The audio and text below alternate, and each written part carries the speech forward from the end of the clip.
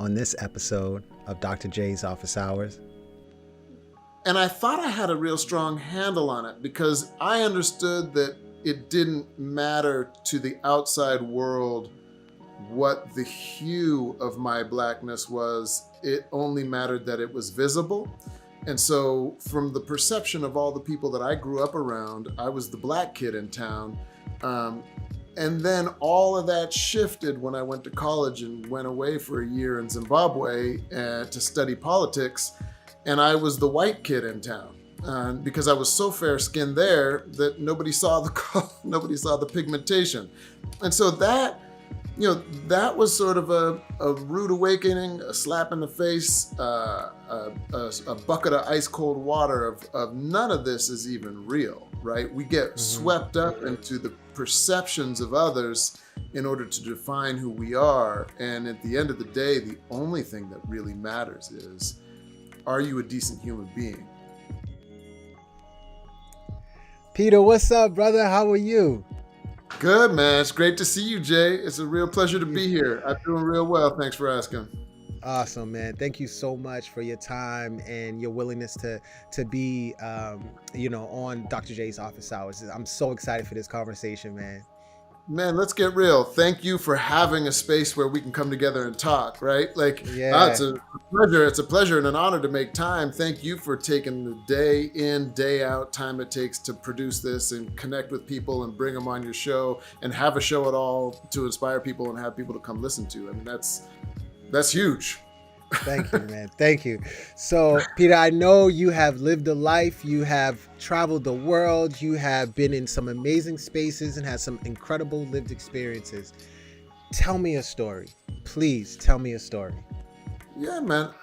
To get to that space, because like you said, that's the kind of the here and now, right? Traveling around, doing my thing. But,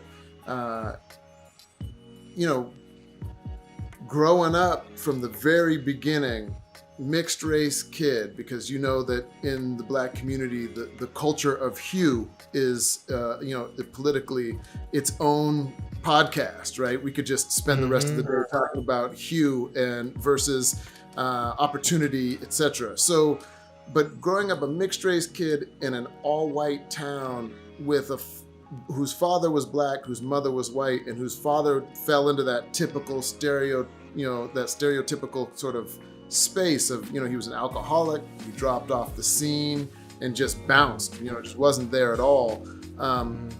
All of that informed sort of that early upbringing, right? What does a brown kid do in a white town with a white mom surrounded by, all white kids who nobody embraces because he's brown and doesn't have a role model to recognize what it's about to be brown or what it's about to be a black man in American society. And so that was sort of how the early portion of my life kicked off, right? Just sort of figuring out, who am I and how do I fit into this scheme? And a lot of that in the early days was focused on recognizing that I one of these things was not like the other, right? And sort of that, and so and figuring out, okay, so if I'm not like that and I'm like this, what is this? And having to kind of figure out what that meant. And I thought I had a real strong handle on it because I understood that it didn't matter to the outside world what the hue of my blackness was. It only mattered that it was visible. And so from the perception of all the people that I grew up around, I was the black kid in town. And then all of that shifted when I went to college and went away for a year in Zimbabwe to study politics. And I was the white kid in town because I was so fair-skinned there that nobody saw the pigmentation. And so that was sort of a rude awakening, a slap in the face, a bucket of ice cold water of none of this is even real, right? We get swept up into the perceptions of others in order to define who we are. And at the end of the day, the only thing that really matters is, are you a decent human being? Do you care about other human beings? Is humanity something that's important to you, something worth preserving?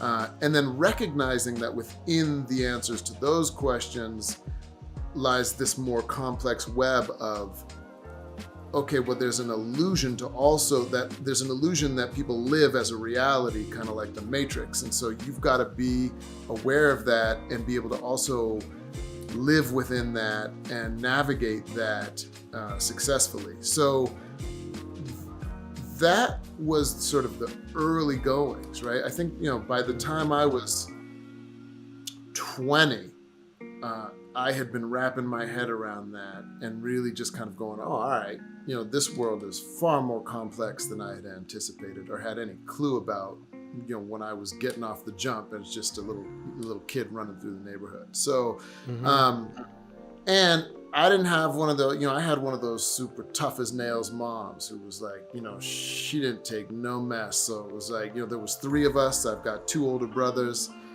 And, you just couldn't step out of line. She was basically like, I've got 3 boys who are all enormous and hard-headed. So in order to make this work, this whole dynamic work, I'm going to just have to get all of them into line. And so she just lock it down. There was no nonsense, right? Other friends could go out, they could stay out late, they could be out all night, whatever. They'd come home and talk back to their parents. And I'd be like, dang, you talk to your mom like that? Or you talk to your dad like that? Well, dang. But at my house, you wouldn't have it. You get a shoe to the head, you get a shampoo bottle flung at you, whatever was closest, man. Yep, whatever, you said it, whatever was closest. Remote controls. Nothing was off bounds, right? So, and it was all based on you. What did you do? What were you doing? And did you do something wrong? You trying to, and can you? And sometimes you could just be like, I blew it, my bad, won't happen again. But oftentimes, especially when you're young, you're too young to really recognize that that's a solution. To learn from that and apologize right away and then not repeat the behavior. So when you're young, you kind of fight it. I was having fun. I wanted to go out with my friends. And that would always escalate the moment. But nonetheless, those were some of the early defining spaces of figuring out first externally who I was, and then having that external perception invalidated and having to figure out internally who I was. And that was really the transformative space, is when it didn't matter any longer as to how anyone perceived me or who perceived me in what way, but only how I perceived myself and what was important to me as a human being moving forward with my life. That was a critical moment. And recognizing that within that space, coincidentally, I happened to be somebody who cared about society and cared about people who were underprivileged and cared about, the world around me in a way that I would do what it took in my life to try to support other people and their process and their journey as well. I could have had that exact same experience and come to a completely different realization. I'm a narcissistic, self-serving son of a, and who only looks out for oneself, right? That. I'm sure that's other people's experiences, but for me, it just turned out that recognizing my place in society and who I am in society also meant recognizing my own responsibility, my self-imposed responsibility in society to acknowledge that, there are people who aren't as fortunate, literally by birthright, right? So it's one thing, we grew up super poor, but we grew up poor in America. Poor in America is completely different than poor in Zimbabwe, where I had to live for a year, where I chose to live for a year, and recognizing that level of poverty compared to what I called poor growing up, you're just talking about two completely different worlds, right? So those were really informative, transformative spaces for me, and going on those journeys, living those experiences, have made me in a very large way who I am today. And would you say sort of the toolkit that you used to define who you were when you didn't necessarily have a physical role model in your day-to-day, would you say that created more curiosity for you to explore different cultures and different environments and different languages and such, to be able to have a better understanding of how you fit in the world? You didn't have someone to look to in your household, and your neighborhood doesn't sound like your immediate environment, didn't sound like you could find somebody that looked like you. So was that sort of the catalyst for your curiosity to explore other spaces, or was it something else? Yeah, I mean, so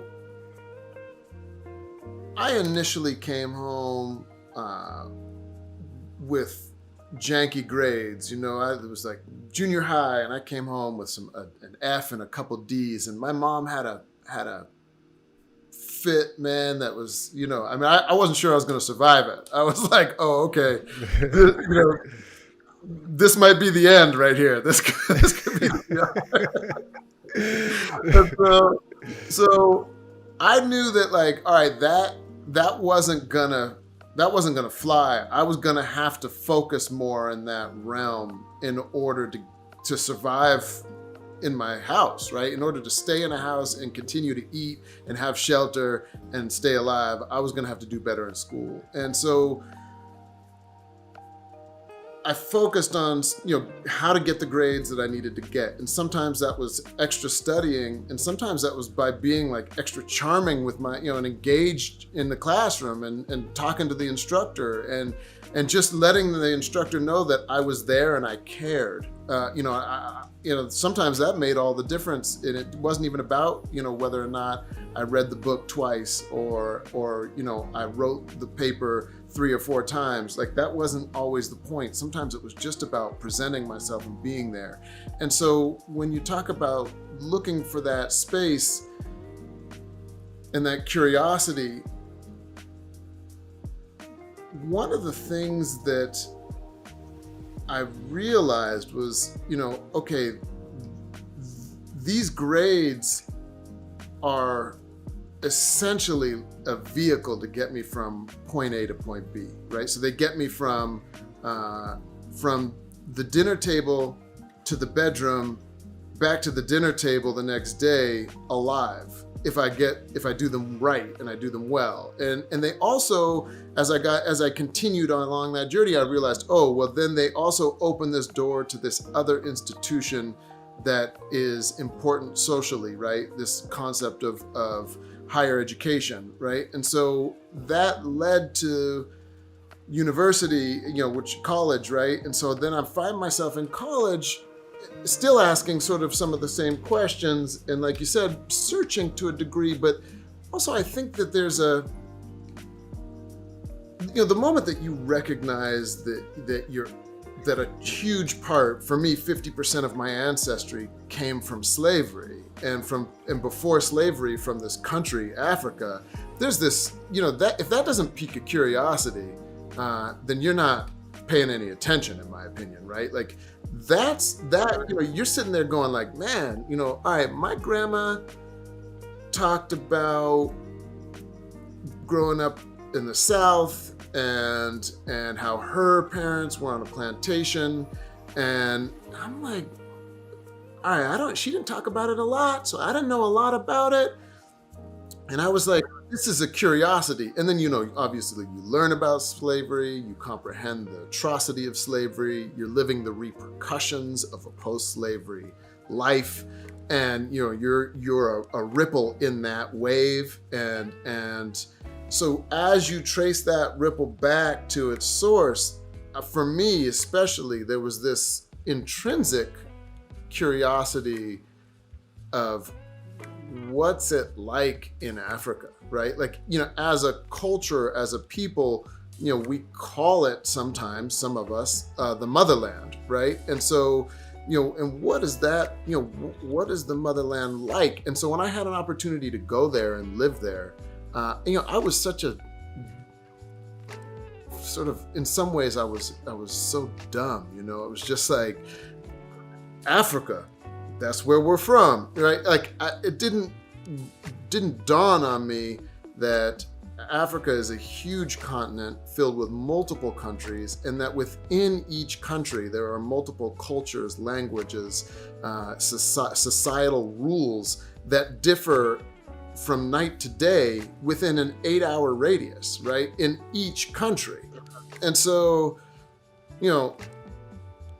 I didn't know. I was a kid. I was like, 18 going on 19, and I was like, I'm gonna go to Africa. I'm going to the motherland. I'm going home. I'm gonna go find my roots, Alex Haley style. Like, what's this about?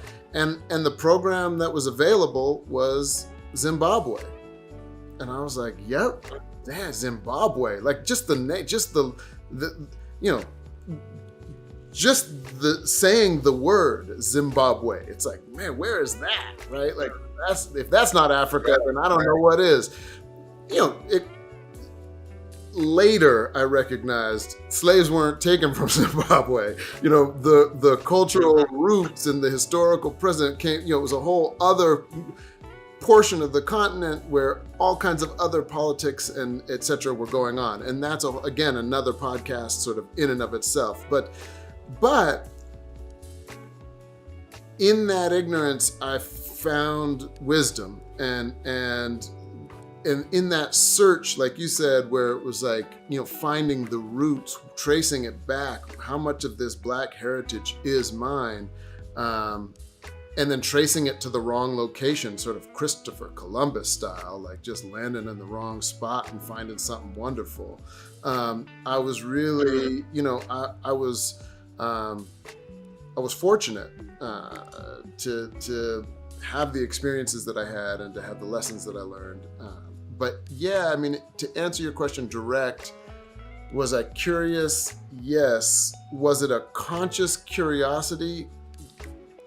Sort of. It was the idea that I didn't belong in a place and that there was maybe another place where that would inform me of where I belonged, or maybe I would belong, and searching for that space.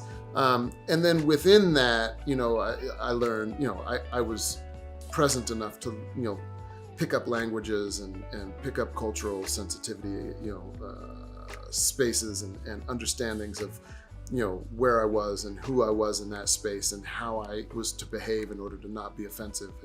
And within that, there was a growth of knowledge that did feed that curiosity and made it more conscious. So I can look back now and say, yes, I was very curious about those things, but in the moment, living at that time as that kid, I was just like, something's not right, and looking to make it right. Does that make sense? No, it definitely makes sense. And how had that sort of informed, or it maybe hadn't at that time, your career trajectory into what you're doing now? I understand that you have sort of a dual identity in a sense where you are an artist in one aspect, and I would argue an artist in the classroom as well, because I think that how we educate others is an art form. That's just me. I don't know if that's how you define it, but I do know those are two occupations that you have within your professional life. So can you tell me how you transitioned into working in education and into your artistry? Yeah, that's a great question. And to come back to your point, yes, 100%. Classroom is an art form. You can't stand up in front of a class of students and think that it's all going to follow some sort of book, right? Where it can be a uniform experience each and every time, and will be some sort of science where it's like, that's not teaching. It just doesn't work that way, because you don't know. Every semester you get handed an entirely new bag, and in that bag there are completely different things and different types of experiences that you're going to encounter, and if you're going to try to follow the exact same path each time, you're going to get yourself lost. So teaching is 100% an art form where you have to be flexible and malleable to what it is that's in that bag. And as you pull it out and recognize what kind of students you have, be able to give them what they need in the way that they need it, so that they can learn the lessons that will then move them forward. So all of that said, I would say my whole life, backing up, because one of the things I left out earlier was that, also in addition to all of this, my grandparents, the only reason I'm in California is because my grandparents were blacklisted as communists. My grandfather comes from a very prominent communist family on the East Coast and was blacklisted, moved to California.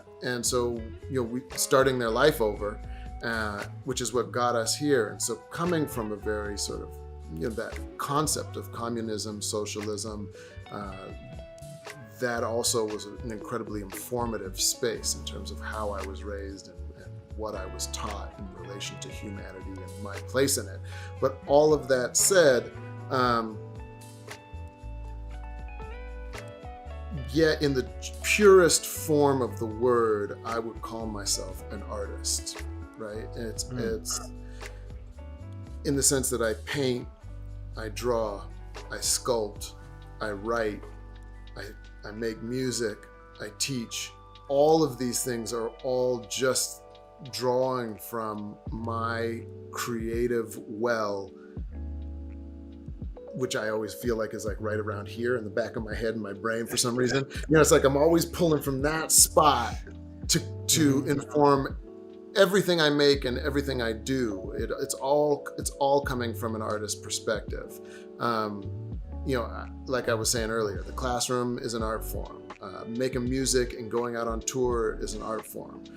Learning the languages of the places that I've lived and then using them is an art form. How you use them, how you play with them, how you change them, how you embrace them, and which parts change you.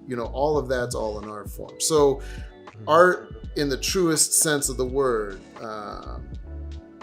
If you were to say like, nail it down, man, you can choose one title, I would say artist. It's interesting that you named all those things, because there's this quote, and I could be butchering it, but you'll get the sentiment where it says, if I die and I stand before God, I want to be able to say I used all that you gave me.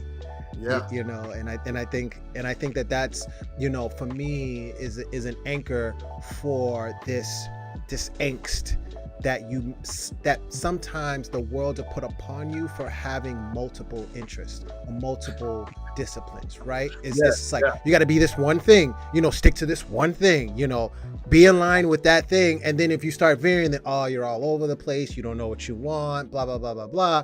But in your case, you're doing exactly why you're doing all these things and where it's coming from and where you're pulling from and how you are able to navigate all of those different momentary identities, right? And in a moment you're a sculptor, but in another moment you could be, a vocalist. In another moment you are a professor, right? So in these momentary identities, I think that as a whole, we get caught up in having one identity that's sort of supposed to define all of what we have to offer. And I think sometimes we can get confused on how to navigate that. I know I do, just because of how society has placed upon us to do this one thing and do this one thing really well.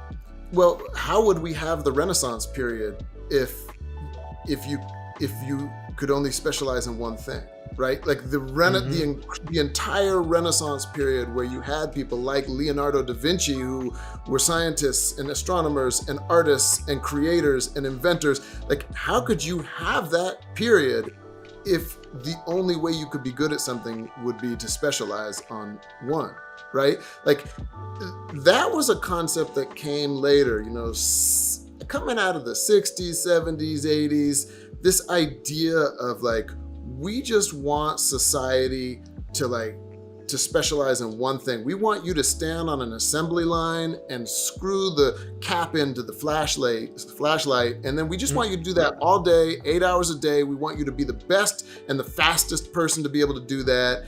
and we'll pay you, and then we'll give you this retirement, and then you can retire and you can live out your life, and you just did that one thing really well, and you can know you did that. And that's what we need for society to really move forward. That was a concept that became popular. But the reality is, in this modern era, with the economy as jacked as it is, if you only do one thing, so let's just say you're only a musician, right? COVID hits and you can't earn any money because you can't go out on tour. You're caught in this cyber box for performing, right? I got my guitar in the background. I've got to get it and I've got to fit it in this window where you can hear it. And then I've got to have it, and like, that's not, so that your entire life, your entire bread and butter, all your earnings, everything that you do and to make a living because you've specialized and you're the greatest guitar player maybe ever, whether you've been recognized for it or not, it all comes crashing down and gets shut down, not because of anything that you did, but because society is no longer viable for that type of career, because you've specialized, because you listened to the jack of all trades, master of none, and you were like, no, I'm going to be a master of something, and you thought that you could only master one thing. But the reality is, the reality is you put your time in, you put your energy in. What you master is dependent upon how driven you are, how much force you have in your own life to pick up and push forward and learn new things and internalize those things and spend time really embracing them and figuring out whether or not they are things for you, right? So like, if you were to say, oh man, so you're an artist, you paint, you draw, you sculpt, I would whittle down and I'd say where I'm really the best is give me some wax or give me some clay and I'll make you a sculpture that will just blow your mind.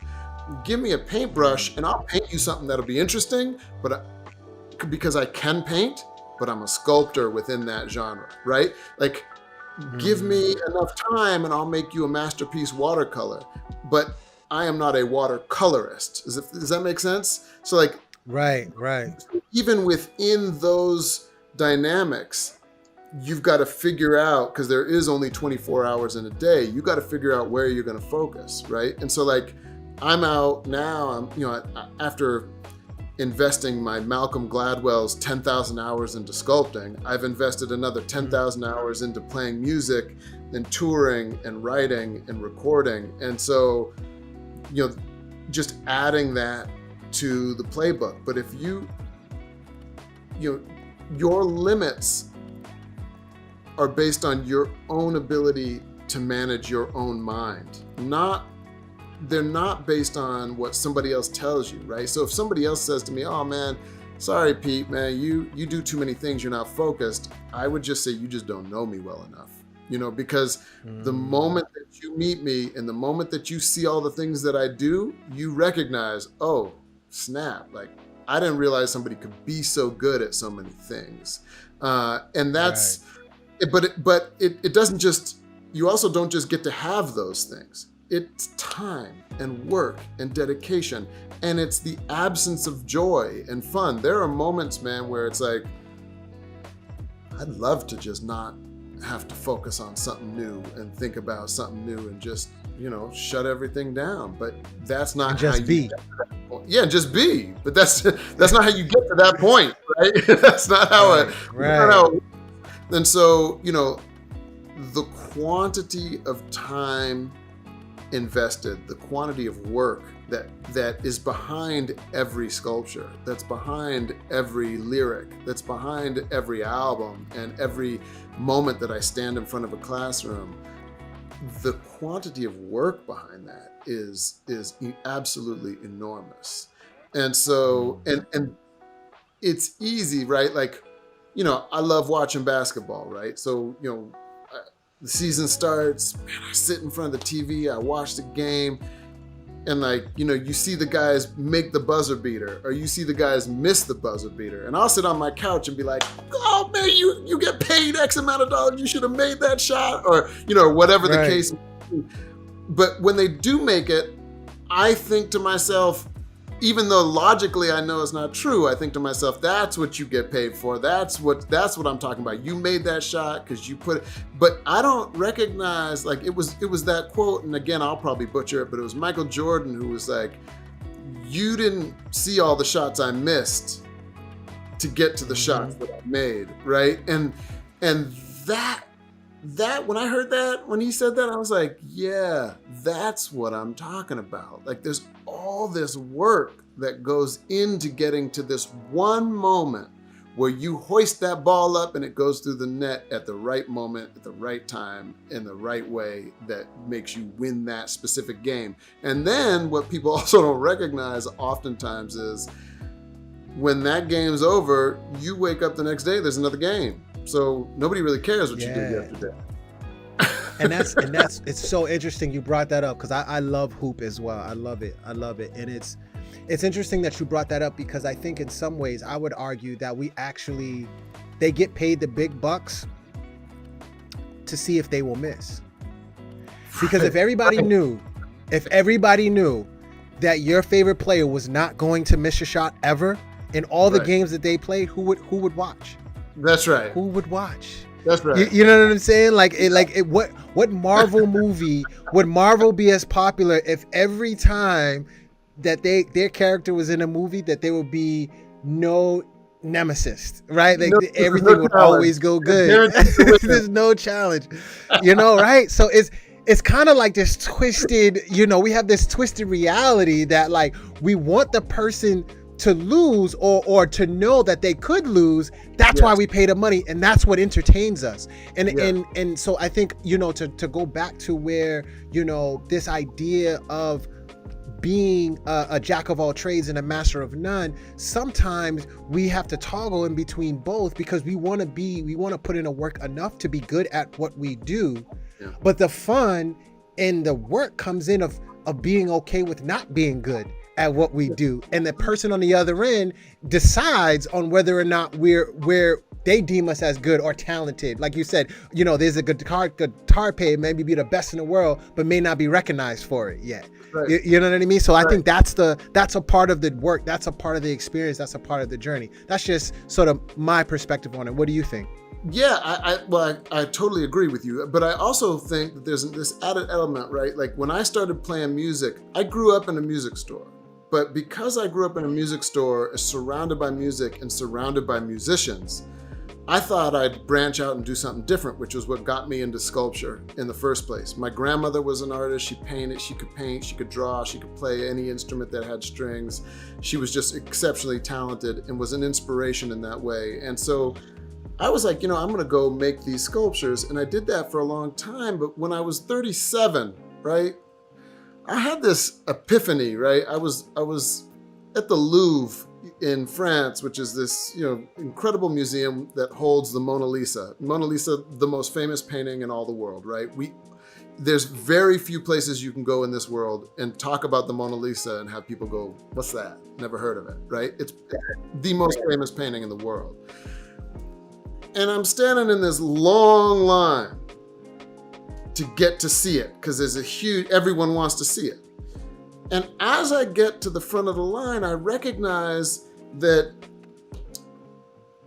when people would get to it was their moment, when they would get to that space where they could see it, they'd turn their backs to it and they'd pick up their phone and they'd take a selfie.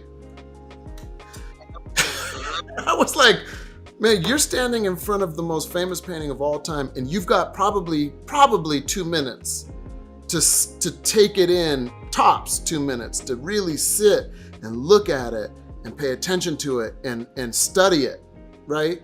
You're in front of greatness right now, and you're turning your back to it so that you can take a picture of yourself as the star and the hero of this moment. You're missing the point of the painting, right?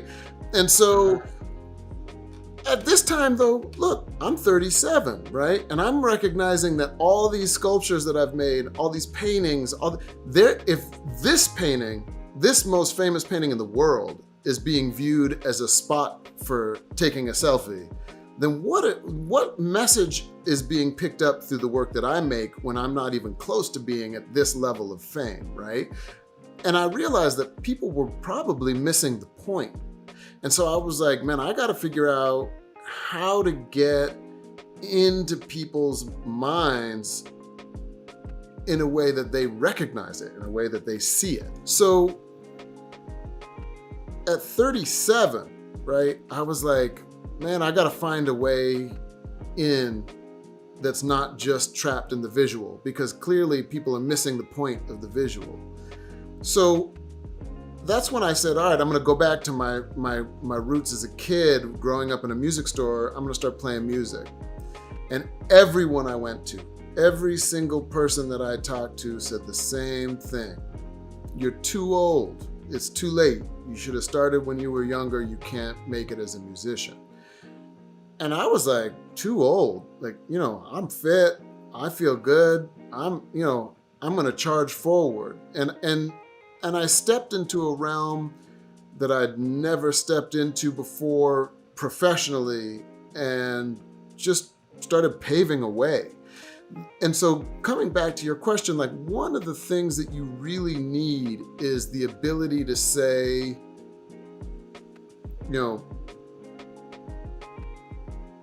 I'm not going to take no for an answer. I'm not having no, because nobody, when you have a dream, you know how important that dream is to you. You know how relevant it is and what it means to you for your life. But nobody else knows what it means to you. Nobody else actually really even cares what it means to you, because they're so caught up in their own dream, right? And so along your path, people are going to constantly tell you, no, you can't play here, you can't show here, you can't teach here, constantly reject you. Rejection is the norm. And if you accept that rejection, then you will find yourself without a show, without an exhibition, without a classroom to teach in, if you just accept the answer no, right? And so finding that space, finding that constitution, that inner drive to not accept no, right? No, with the exception of, and I say this to my kids just so that they're very clear about this, the only place where no means no is in the bedroom, right? You're getting intimate with somebody and they tell you no, that's a solid no, stop. In the workplace, in pursuing your dream, no is not no. No means you didn't present it in a way that I could understand it and say yes. So you have to either repackage it and represent it. You have to maybe go back to the woodshed and work a little harder to get better in order to earn that yes. But no just really means not yet. And so not right now, not right now, not right now, not yet, not as it stands. And so, and when you understand that concept, then you can push out of that. You can say, okay, I got rejected here, but now let's try the same thing in a couple other places. If it gets rejected in those places, let's tweak what I'm doing a little bit. See if I can, maybe I need to enhance something. Maybe I need to do it a little bit better. Maybe I need to do it a little bit longer. Maybe I need, whatever. And then until you find your yes. And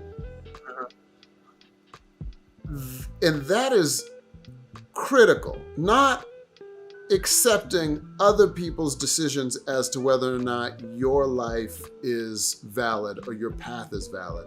Recognizing it's something you want to do, recognizing it's something that's important to you, and then chasing it. Because like when I started playing music in the very beginning, I had no clue where it would go.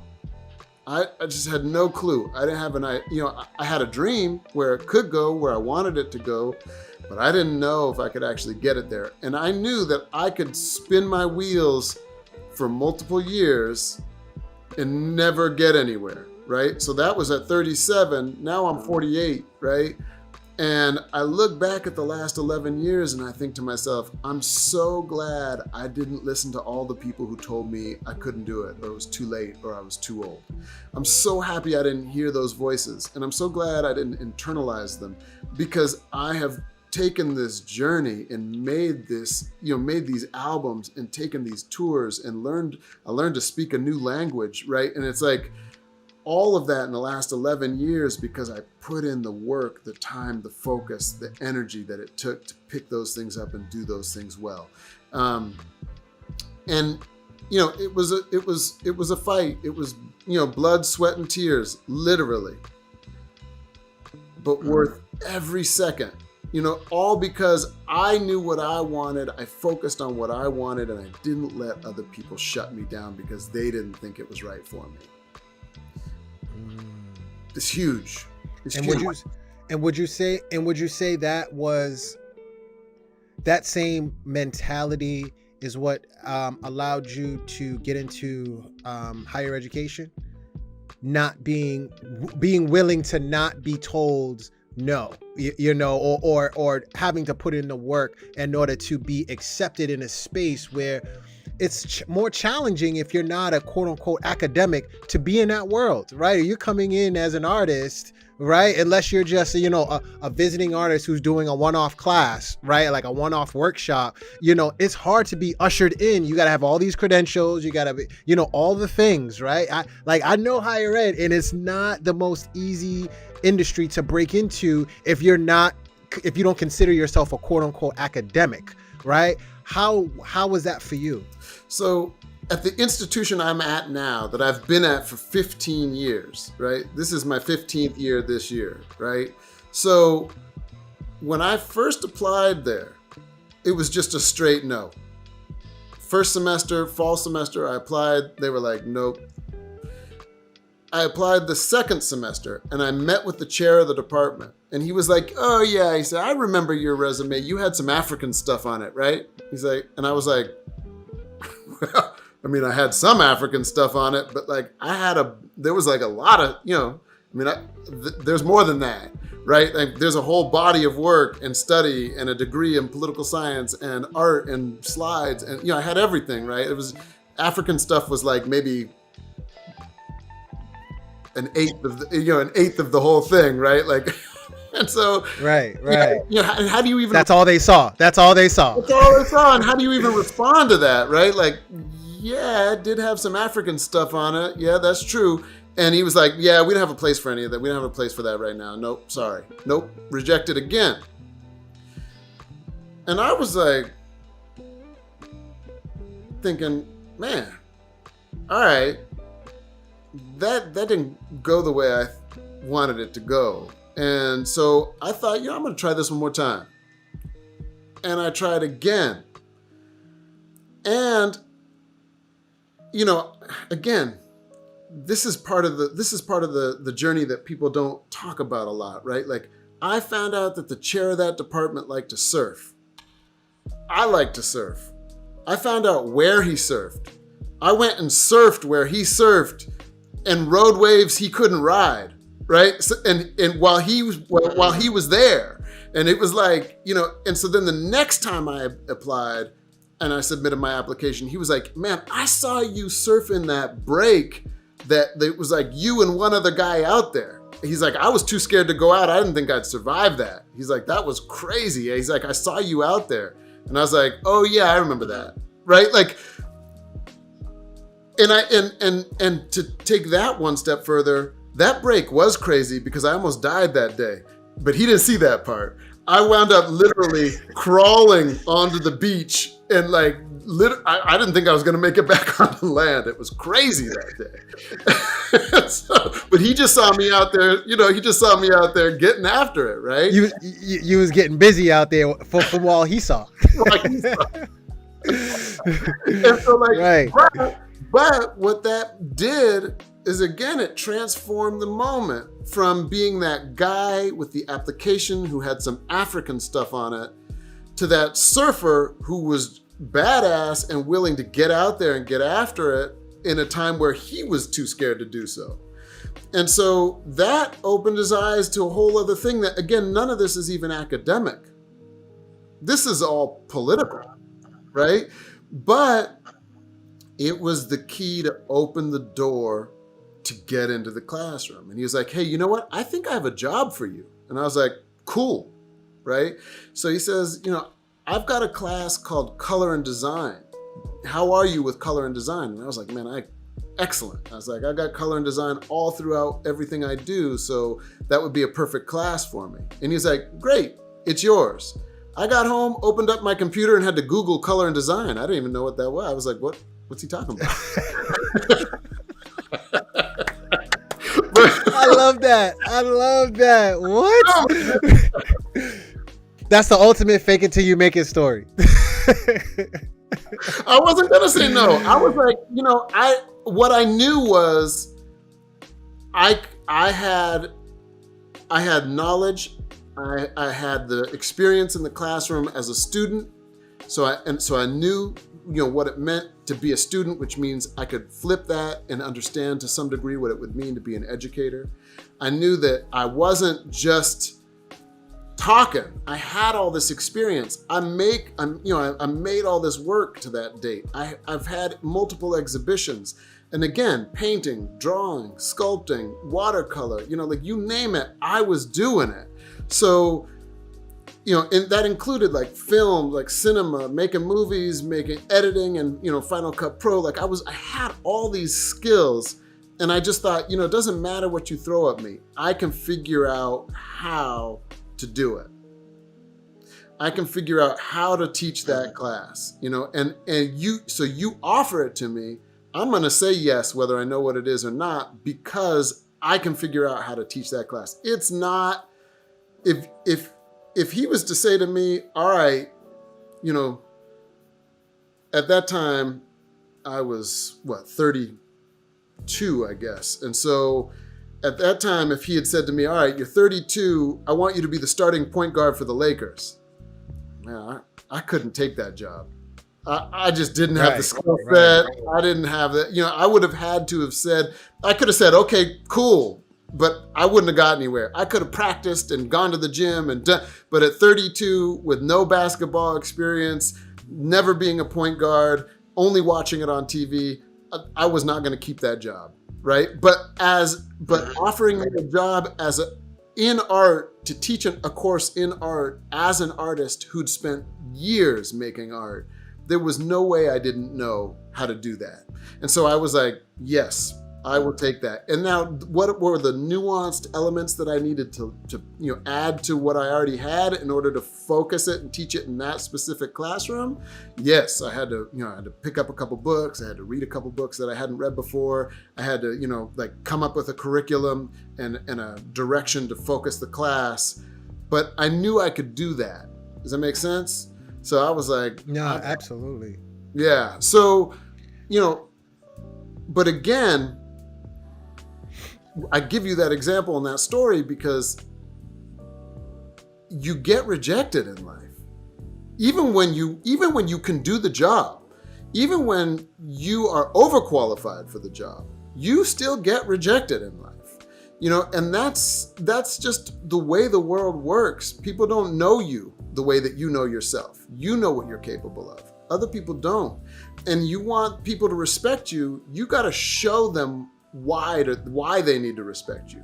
You got to show what skill sets you have. You got to showcase them in a way that people can see them and perceive them and understand them, and also recognize how those skill sets are then going to benefit them. And, when it comes to, like I said, with music, 11 years later playing music from that first no, I tour all of Europe. I've been all over the place, man.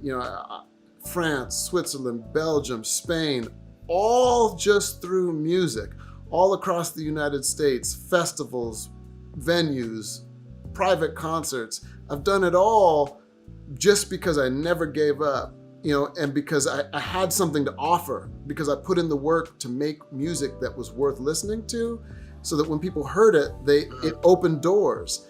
When the teaching job was available, it became a 15-year career because I was good at it, right? Because I had the skill set. So I had to build that skill set.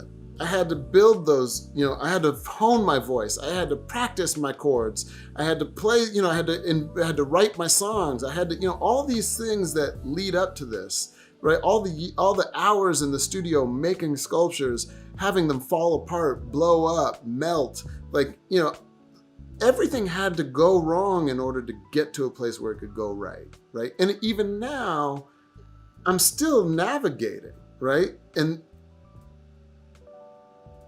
it's just that in this current navigation, I can actually look back at things and say, oh yeah, those were accomplishments. But again, coming back to the immortal words of the great philosopher Eddie Murphy, what have you done for me lately?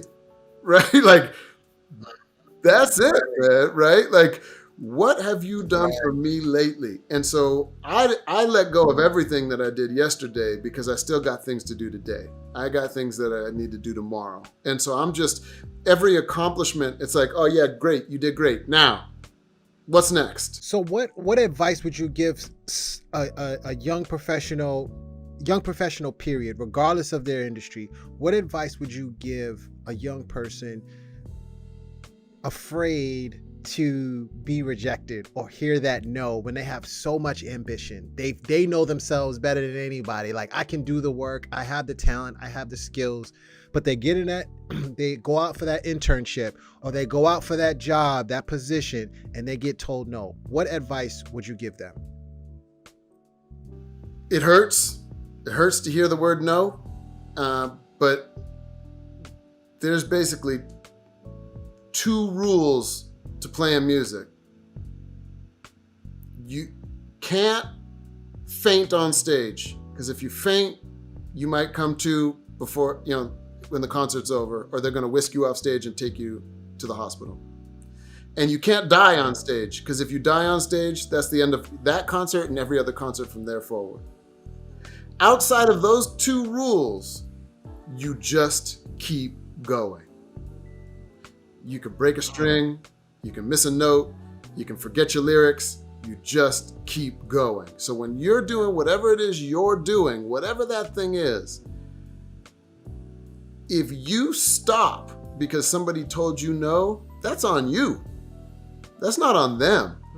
That's on you. You can't accept that moment. You can feel the pain. It's going to hurt. It always hurts to be told no when you want something, you're chasing it, and you think you deserve it, and you don't get it. It hurts, and it's going to hurt. But guess what?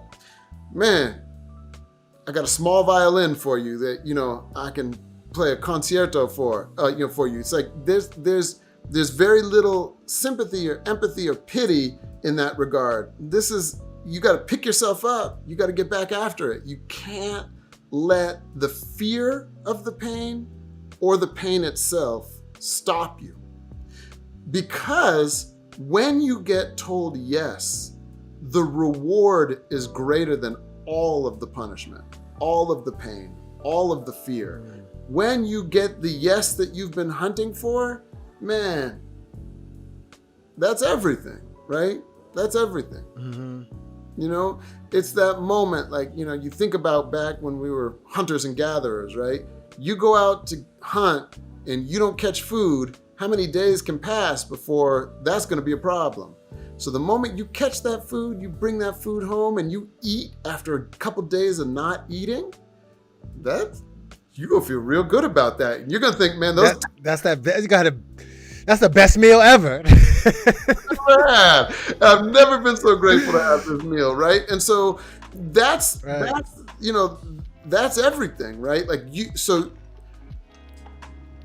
And the no that you just received, that's not special. We all get it. Everyone's going through the same thing.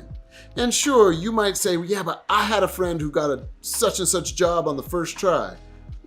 Okay. Somebody else is going to tell them no about something else, because we all get rejected all the time in life.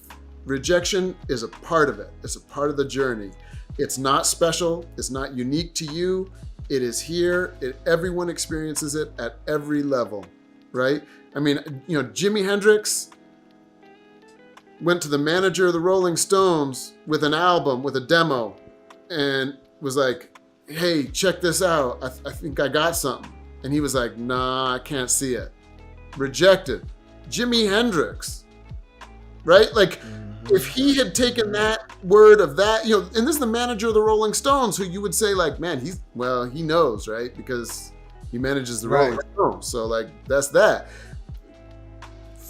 For him to not listen to that rejection and to continue to push forward is what made him Jimi Hendrix today, that we can all know and love and respect and appreciate.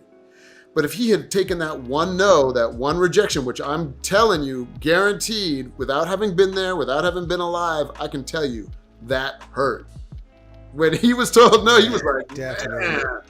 All that time I've been putting into all these licks and how good I am on this guitar, and he's telling me I don't got anything? Like, man, like, what am I gonna do with that? Right. Right?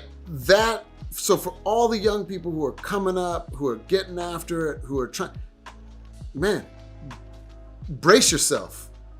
The hurt's gonna come. It comes for everybody. You're gonna be told no. And you know what?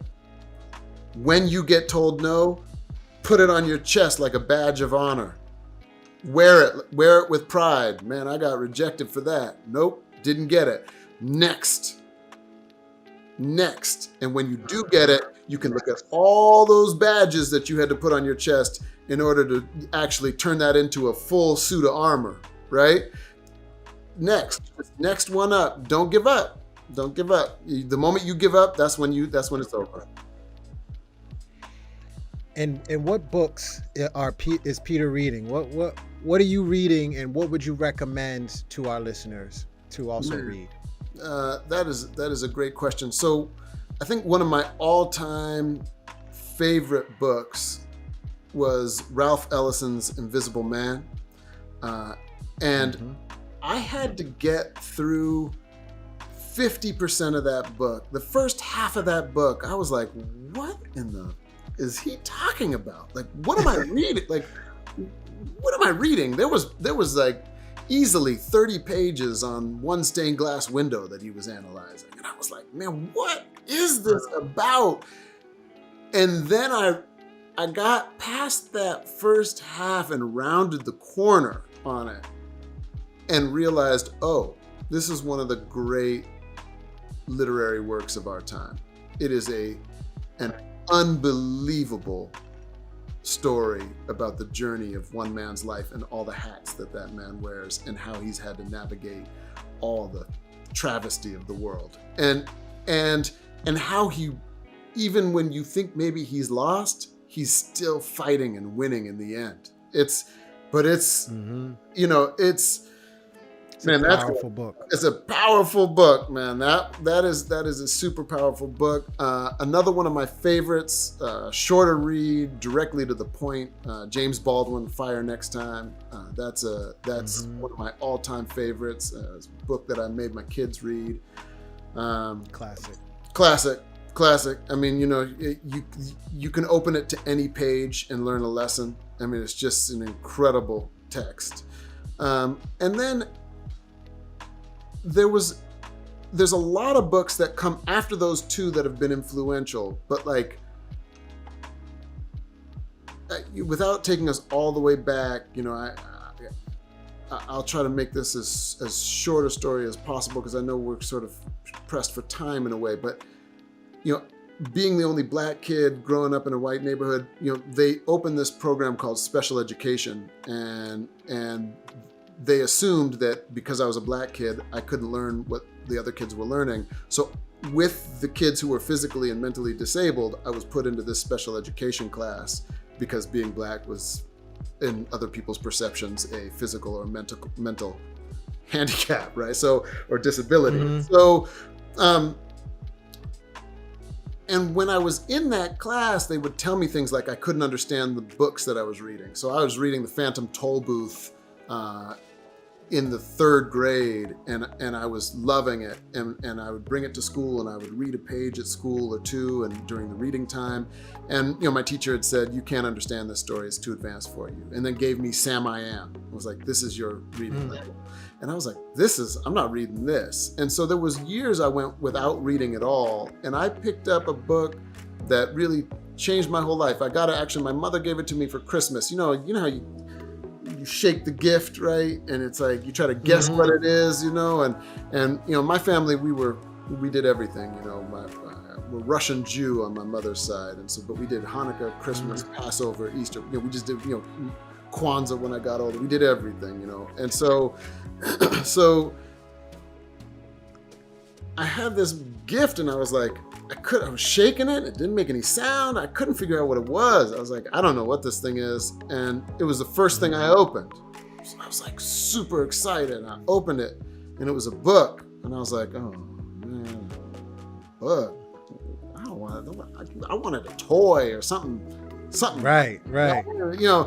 And it was called Eyes of the Dragon. It was written by Stephen King. And my mom was like, just open it up, read a page or two, see if you like it. And I was like, ugh. I opened it up and I started reading, and I was just sucked in. And from that moment on, really, I have to credit Stephen King for opening the door to my literary adventure, because his creativity caught my creativity and lit a match to it too, and said like, hey, there's cool things in the world in these books, look for them. And so I read everything that he wrote, and then after I moved on from him, and I started reading everything that Watership Down was another one that was just like, I read Watership Down and I was like, oh man, this book is not about rabbits, like this is heavy. And so like, I just kept like grabbing these stories and whatever could come my way, and I would read it and just was obsessed. And all my friends would be like, man, you read a lot of books, because nobody read anything. Reading had become this kind of like lost art, if you will. And I was just ferociously hungry, reading everything I could get my hands on, and anything and everything, And so, James Baldwin, Native Son, Alex Haley Roots, Malcolm X autobiography. I was just reading anything and everything I could get my hands on. And to this day, I look back on those sort of three moments: the Ralph Ellison's Invisible Man, the James Baldwin Fire Next Time, and the Stephen King's Eyes of the Dragon. I think those three books transformed my whole life. Everything. Yeah. I love that. And so this podcast is creates a platform for who I believe are either a creative thinker, a leader, or dreamer, or all of three.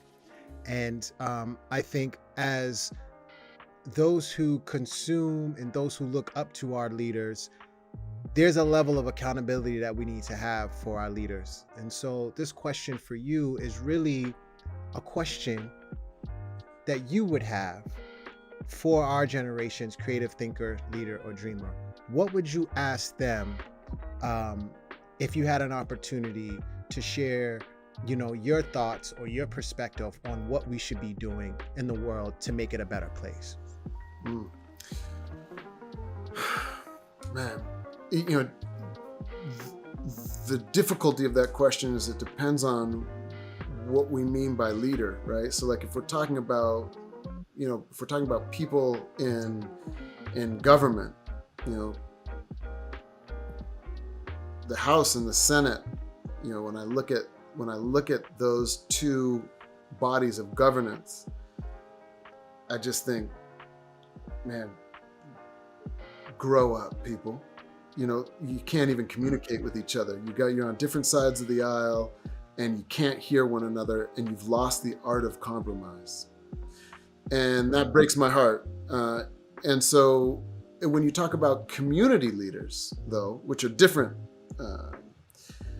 than, governance leadership, maybe not bound by the same rules and regulations, I think that we've entered into this interesting space, right, where even though you may have like a Stacey Abrams who's really sort of invested in the community, you may have the idea or the concept of a Martin Luther King or a Malcolm X, that kind of singular leader isn't as present in the way that it was back then, where now you have lots of little movements that kind of crop up here and there and then merge together, right? Like you've got this concept of Black Lives Matter, right? Which is is kind of a movement, but kind of also just people who feel like Black lives actually matter, right? And so, and there's not one person that you would point to in this day and say like, well, that's the leader of our people, or that's the,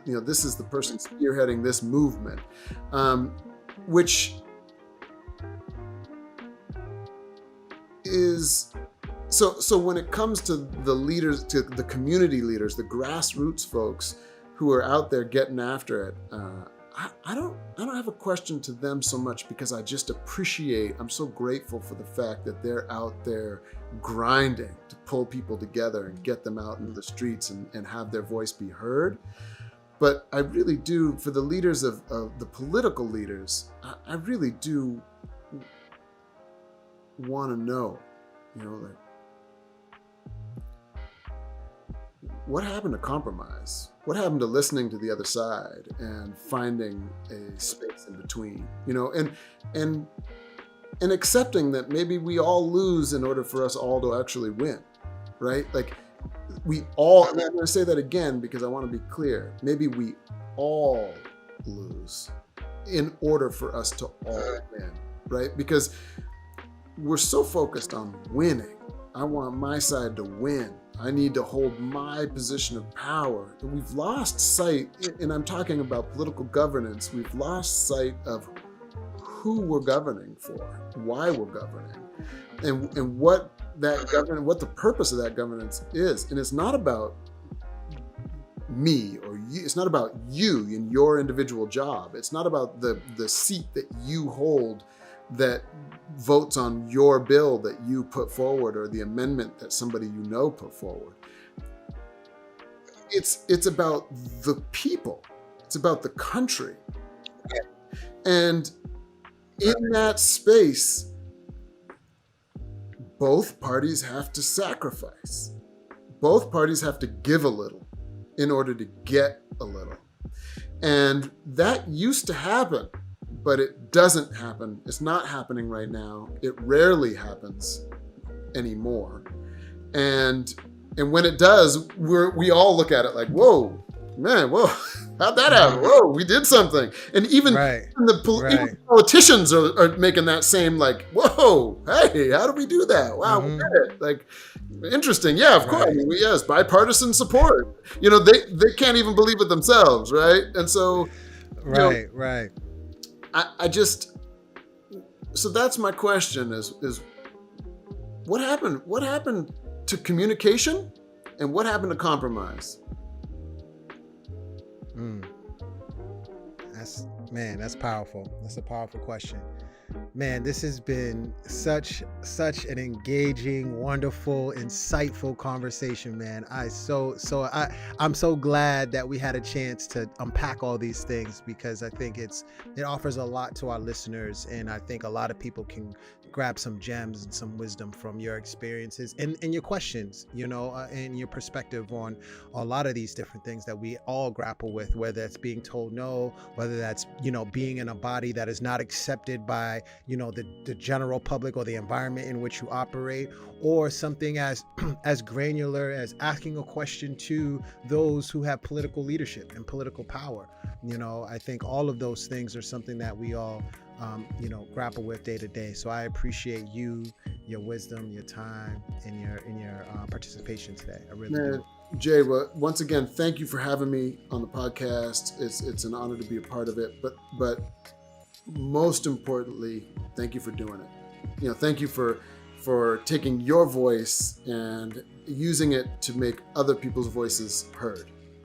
Because without that, we're all just shouting in the dark. So thank you. Pleasure, man. Real pleasure. Thank you. Real pleasure.